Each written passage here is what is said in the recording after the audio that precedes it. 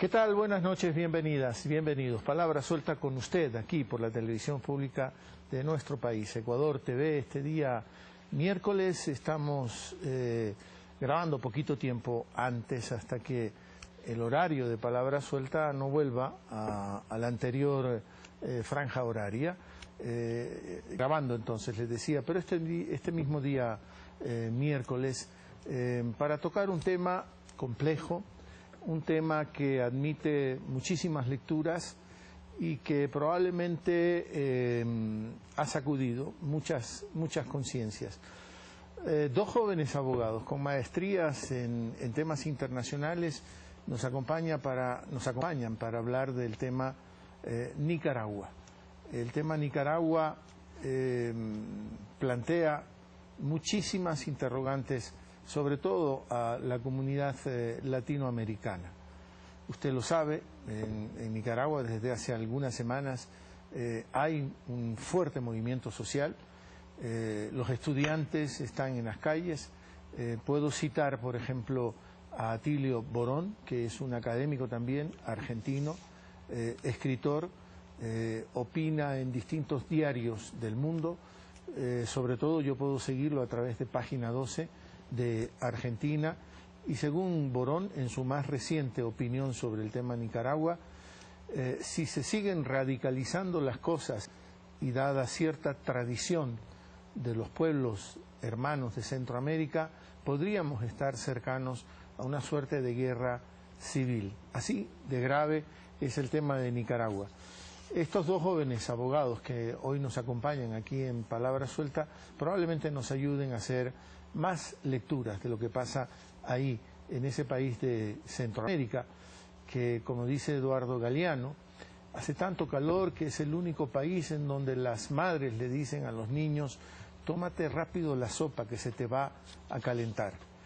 Esteban Santos, abogado con maestrías, como le decía, en temas internacionales, es uno de nuestros invitados.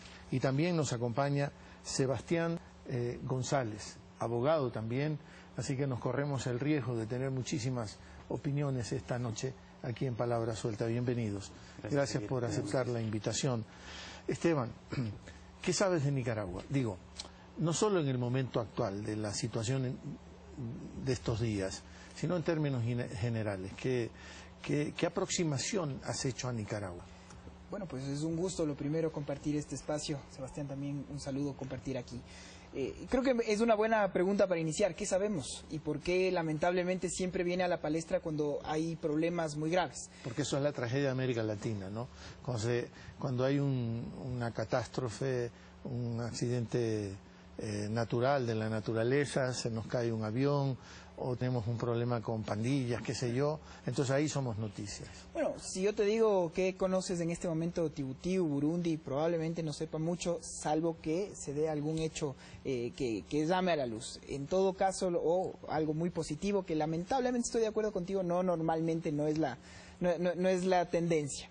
Estamos hablando de un país muy pequeño, un país de poco más de 6 millones de personas, un país que ha tenido una historia en el último siglo muy delicada, muy fuerte, ha estado en gran medida la mano invisible o muy visible de los Estados Unidos, que han puesto y han quitado, y ha habido una dictadura de la familia Somoza por casi 4 décadas, y justamente quien fue uno de los libertarios del país, hoy por hoy está siendo comparado como este dictador en igual o peor crueldad.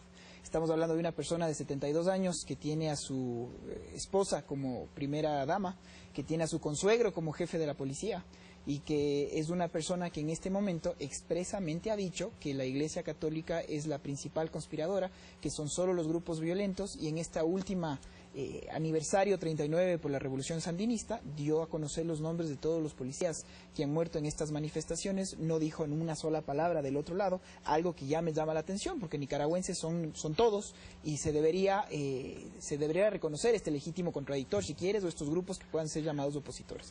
Es un primer tema que te lo diría ahí. Y para terminar finalmente esta idea, yo creo que hay un momento histórico muy importante, porque creo que muchas de las críticas o de las coincidencias que se empiezan a dar es lo mismo mismo que va a pasar en Venezuela, estamos yendo por el mismo camino, y creo que hay unos matices muy diferentes que hay que tomar en cuenta al momento actual, y justamente de este último aniversario, ver cómo en mi criterio Nicaragua está muy sola, porque la única respaldos fuertes que han tenido ha sido de Cuba y de Venezuela.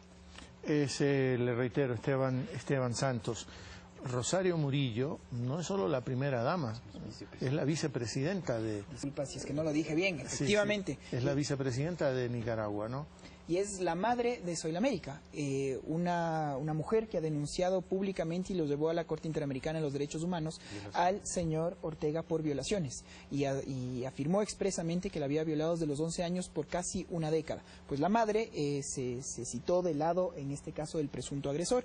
Y este fue un caso que se llevó a un acuerdo reparatorio, un acuerdo confidencial, y quedó ahí. Ella exiliada, ella ha tenido que salir de su país, y ella es actualmente una de las principales opositoras al régimen, que insisto es su madre, efectivamente es no solo primera dama, es la vicepresidenta, que creo que esa es la puntualización, y su padrastro a quien directamente lo acusa de este... Cuando hablas de la variable Estados Unidos, por la fuerte presencia de ese país y sus intereses estratégicos, y que ha mirado al resto de la región, a América Latina en particular, desde México hasta la Patagonia, como hemos dicho, el patio trasero. Ahora, ¿qué importancia le das a esa variable? ¿Cuál puede ser el peso de los Estados Unidos en todos estos recientes acontecimientos de Nicaragua? Yo creo que conversábamos justo unos momentos antes de iniciar este diálogo, y comparto esta palabra de no ser incrédulos y tomar nota de que efectivamente estamos hablando de un hegemón y estamos hablando de una potencia que tiene intereses directos. Históricamente ha sido así. Ahora, sí creo que hay una diferencia en torno a que toda una Latinoamérica está unida, digo, unánimemente. Tenemos presidentes con rasgos muy de izquierda, solo por nombrar uno, al señor Mujica, que públicamente lo ha dicho, que estuvo con él, fue también alzado en armas, fue también un guerrillero, fue un militante de izquierdas, quien le está diciendo, señor, es un momento de dar un paso al costado. Ha habido un repudio internacional absoluto, insisto, está en mi criterio muy sola, porque solo estamos hablando de Cuba y una Venezuela, la Venezuela más desgastada, lamentablemente sumisa en el caos, es un estado en mi criterio fallido, que ya hemos hablado de una inflación que va a llegar al 1.000.000% de acuerdo a cifras del FMI. Entonces, por lo tanto, sí hay una diferencia muy importante. Hay una diferencia en donde, si hablamos hasta hace algunos años, había una izquierda muy marcada en la región, habían regímenes de centro y centro derecha que tenían una oposición discordante, y creo que Venezuela siempre fue esta piedra de la discordia. Hoy en día, yo creo que el cambio